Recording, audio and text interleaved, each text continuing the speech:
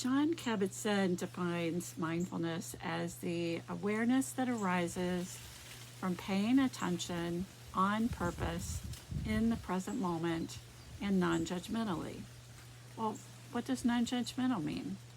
When I first studied mindfulness, I always thought that non-judging meant that I didn't look down on someone because they made different life choices than me, or I didn't make fun of someone because of the way they dressed or spoke or where they lived, or I didn't judge myself for the kind of person I was.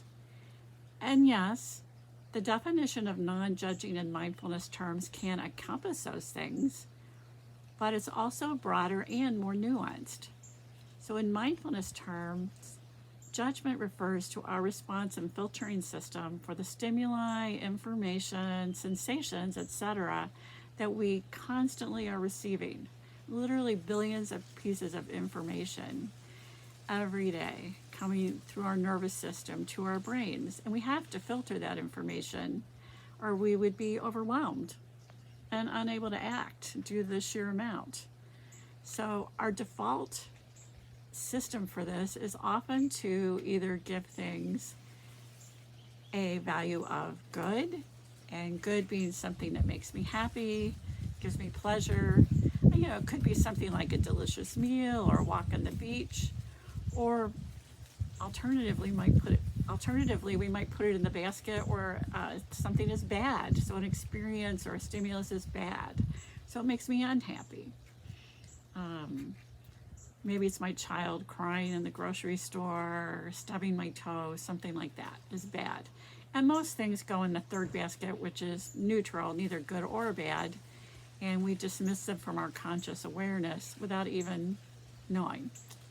And again, we couldn't function if we didn't do that. But the issue, though, is with this whole good-bad dichotomy, in that when we look at things as either good or bad, we have a tendency to try to hold on to the good things, to grasp them, and try to keep them from changing, even though that's clearly impossible. Life is not immutable. It's always going to be changing. And for the so-called bad things, often we may try to avoid them, deny them. Again, generally pretty ineffectual, but it's what we do. So the bottom line is that both of these responses, this whole good and bad idea, can lead to unnecessary suffering.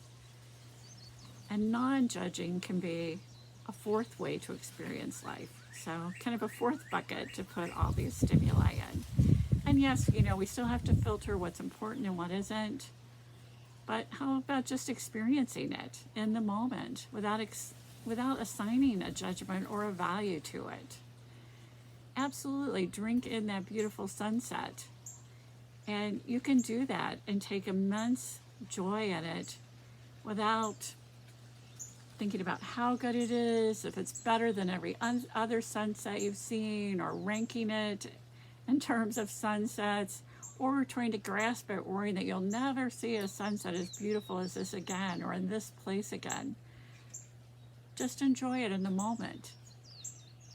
And if your child is crying in the grocery store, and if you're able to, really just taking that opportunity to be with her and whatever is distressing her, and letting go of what other people think or you think, and especially without thinking, oh, this is terrible, this is awful, this is bad.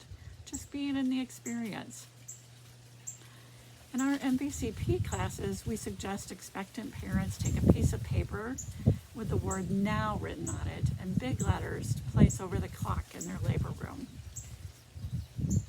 And that's what mindfulness is really about. It's about living in the now, living in our lives in the moment without judgment.